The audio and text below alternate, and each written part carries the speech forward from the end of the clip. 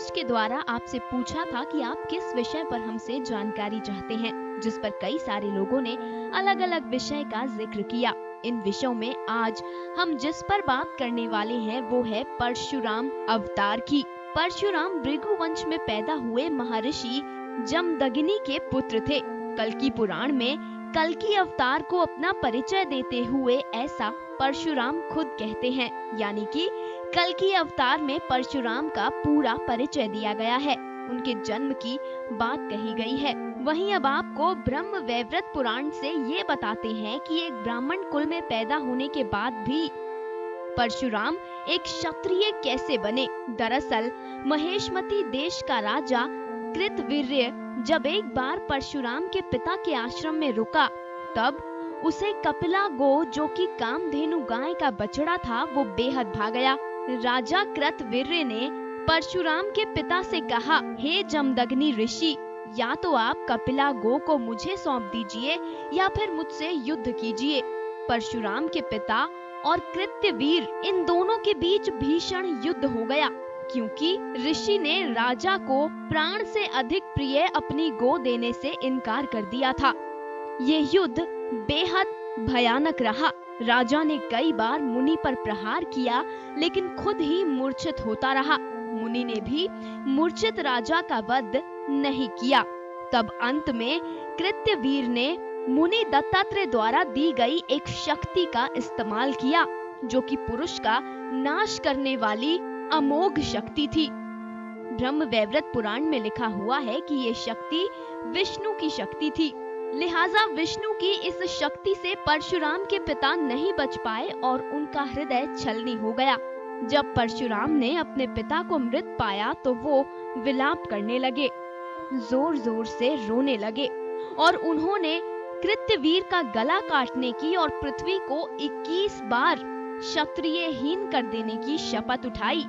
जब उन्होंने ये शपथ ली, तब वो भगवान ब्रह्मा के पास पहुँचे और उनसे इस प्रतिज्ञा को पूरा करने का रास्ता पूछा। भगवान ब्रह्मा ने परशुराम को शिवलोक जाकर शिव स्तुति करने की सलाह दी। ब्रह्मा के आदेश पर परशुराम ने ऐसा किया। वो शिवलोक गए और शिवलोक जाकर उन्होंने शिव की स्तुति की। जब परशुराम ने ये स्तुति की तो इसके बाद शिव बेहद प्रसन्न हुए और उन्होंने परशुराम को कहा कि हे वत्स, आज से तुम मेरे लिए श्रेष्ठ पुत्र के समान हो।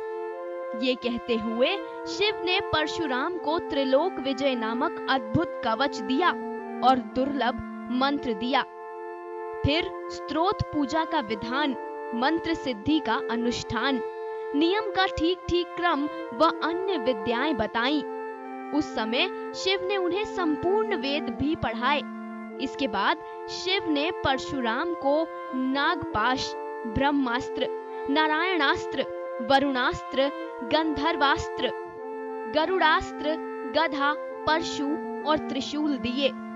इतना ही नहीं, शिव ने अक्षय धनुष, आत्मरक्षा उपाय, संग्राम में विजय पाने का क्रम, अनेक प्रकार के माया युद्ध, मंत्र पूर्वक हुंकार, अपनी सेना की रक्षा तथा शत्रु सेना के विनाश का ढंग, संसार को मोहित करने वाली, बुढ़ापे का, मृत्यु का हरण करने वाली शक्तियां भी प्रदान की।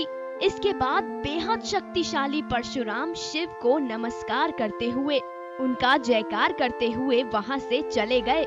इन्हीं शक्तियों की वजह से कहा जाता है कि परशुराम पर ना तो कोई विजय पा सकता है और ना ही उनकी मृत्यु हुई है। वहीं परशुराम को लेकर कल्कि पुराण भी ये कहती है कि जब कल्कि अवतार धरती पर आएंगे, तब परशुराम खुद उन्हें अपने आश्रम लेकर जाएंगे। यानी कि कल्कि पुराण भी कहती है कि कलयुग के अंत तक परशुराम जीवित रहेंगे। पुराणों के अनुसार ये है परशुराम का रहस्य। दोहरा दें कि हमने आपको अपनी ये रिपोर्ट ब्रह्म वैवर्त पुराण और कल्कि पुराण के आधार पर दी है। कल्कि पुराण में जहां परशुराम के जीवित होने की बात लिखी गई है और ये लिखा गया है कि कल्कि अवतार को परशुराम अपने आश्रम में लेकर जाएंगे, तो वहीं ब्रह्म वैवर्त पुराण में उन तमाम शक्तियों का उल्लेख किया गया है जो शिव ने परशुराम को प्रदान की थी। जिससे परशुराम सर्वशक्तिशाली सर्वज्ञानी बने। उम्मीद करते हैं कि आपको हमारी ये रिपोर्ट पसंद आई होगी। कथा सागर की पूरी टीम सदैव आपके सुखद जीवन की कामना करती है। कथा सागर डेस्क रिपोर्ट। हर अपडेट के लिए सब्सक्राइब करें